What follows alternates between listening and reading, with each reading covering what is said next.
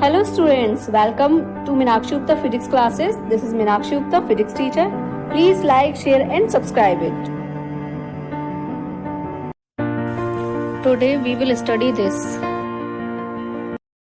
So hello students, first we will discuss electric potential energy. तो electric potential energy को short में EPE of a system of fixed point charges is defined as the amount of work done by external agent in assembling the system of charges bringing in each charge from infinity.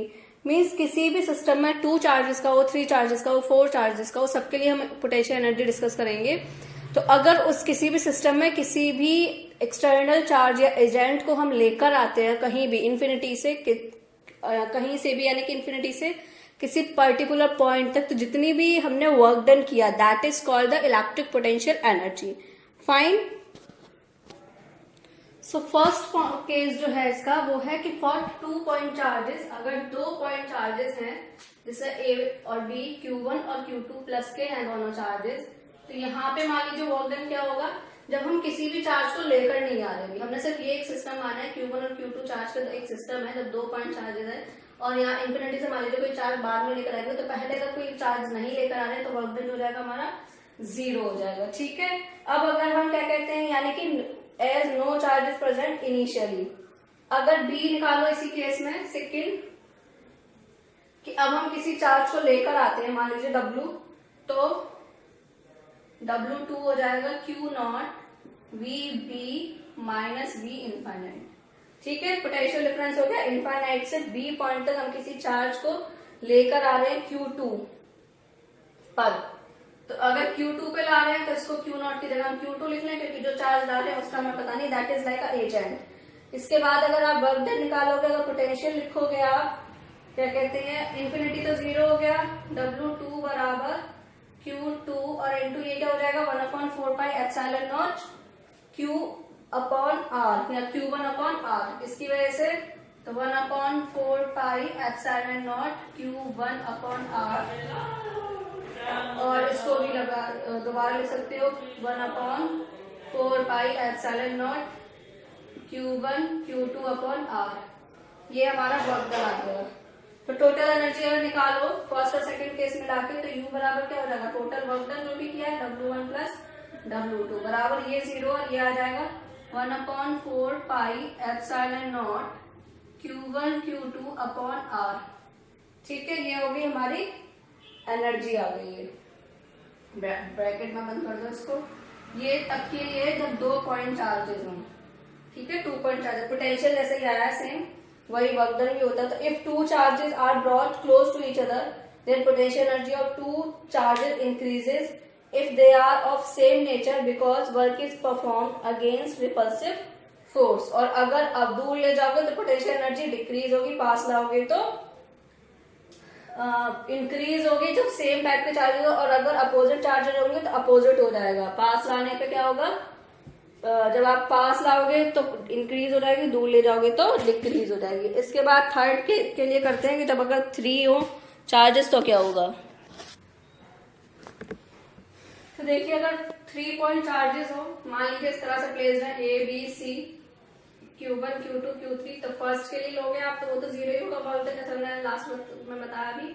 इसके बाद W2 लोगे 2 के लिए होगा Q1 और Q2 की वजह से तो 1/4 pi epsilon not Q1 Q2 पर R12. ठीक है. अगर आप थर्ड वाला ले रहे हो W3 यहाँ समझने वाली बात है तो वो दोनों की वजह से होगा, Q1 की वजह से भी और Q2 की वजह से भी.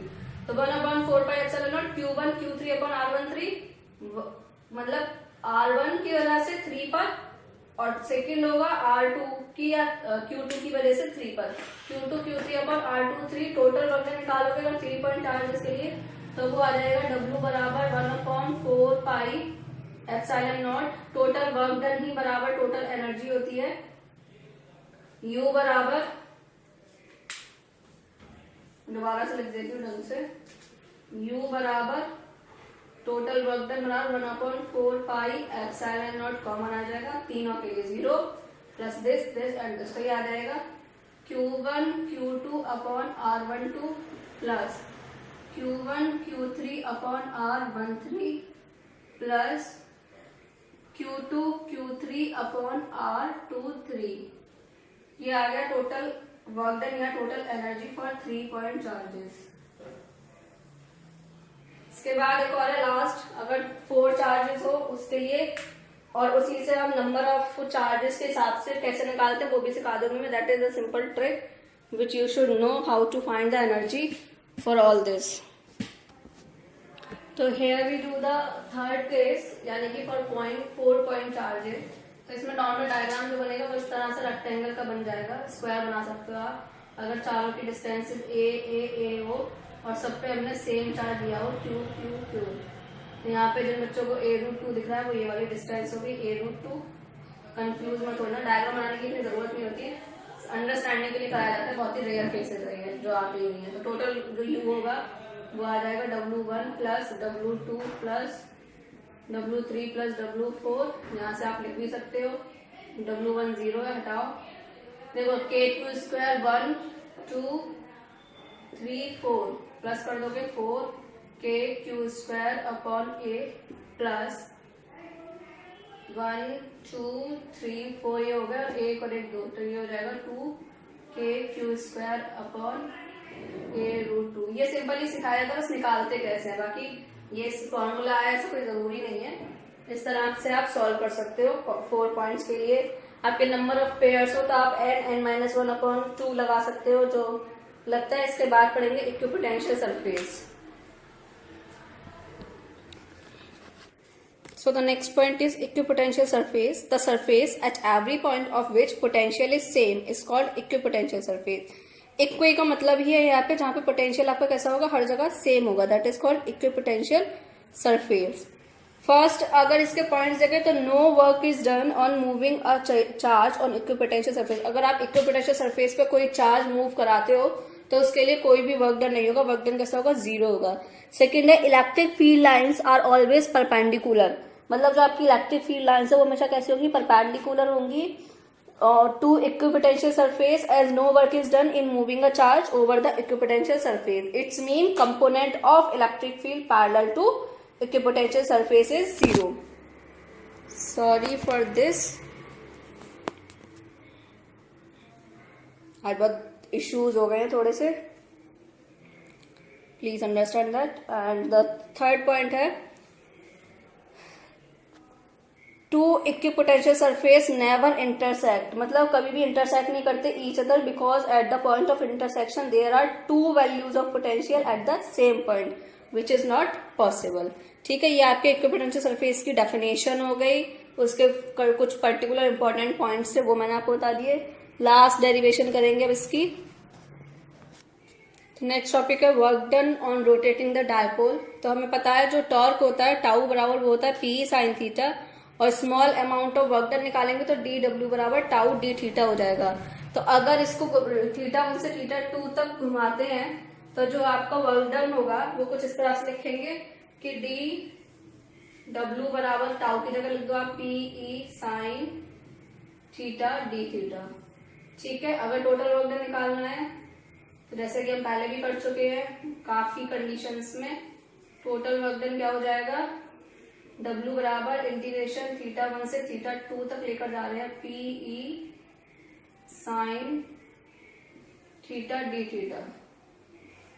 PE बाहर ले लो, कांस्टेंट है, sin थीटा का करोगे cos थीटा माइनस का आएगा प्लस का आएगा θ1 to θ2। ठीक है, अगर आप sin थीटा का इंटीग्रेशन करते हो तो आई थिंक प्लस का ही cos थीटा आएगा, नहीं माइनस का आता है, वही कंफ्यूज होता है। अगर cos थीटा का करेंगे तो प्लस का sin थीटा आएगा, उल्टा होता है। ठीक है, माइनस का cos थीटा और θ1 से θ2 आपकी वो लिमिट्स हो गई। तो अगर आप इसको रखोगे तो W बराबर आएगा PE, पलट जाएगा, वैसे θ2 पहले आना चाहिए बट माइनस है तो यहाँ आ जाएगा cos θ1 माइनस cos θ2। ये आपका वर्क डन हो गया किसी भी डायपोल को रोटेट करने के लिए। ठीक है, अब यहाँ पे अगर θ0 से 90 तक मूव करा रहे हो, कंडीशन है अगर θ मतलब 0 डिग्री से 90 डिग्री तक अगर मूव करा रहे हो तो W कैसा हो जाएगा, यहाँ 0 और यहाँ 90 रखना पड़ेगा आपको।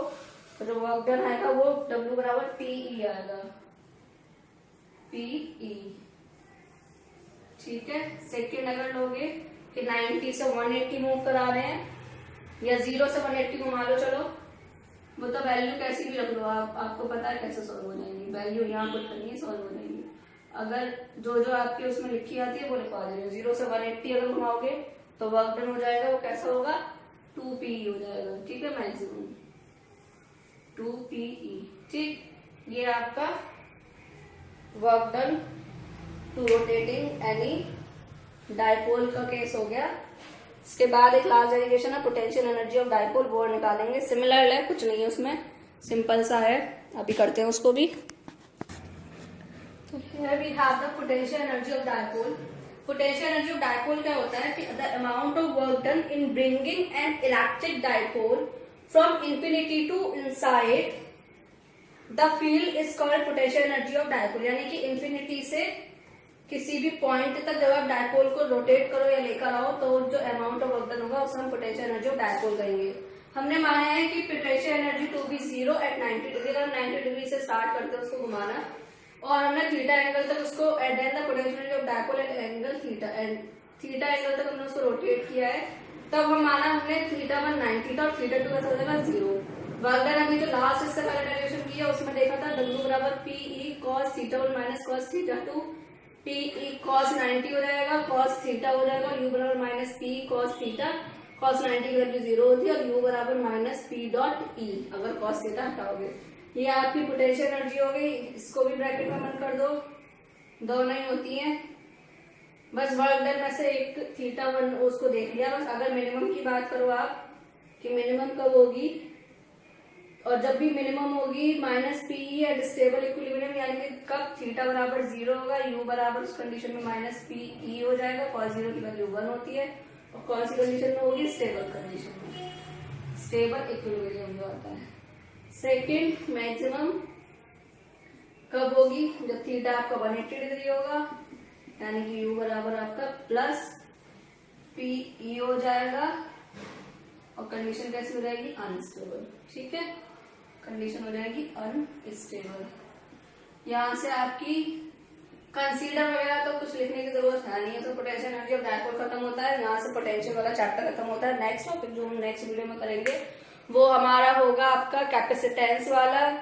जिन बच्चों ने नोट्स बनाए हैं please make it proper, as I have told you a lot of time, because they will help you in the boards. Please do the numericals also, or I will share you one sheet of the numericals of the last chapter we have discussed.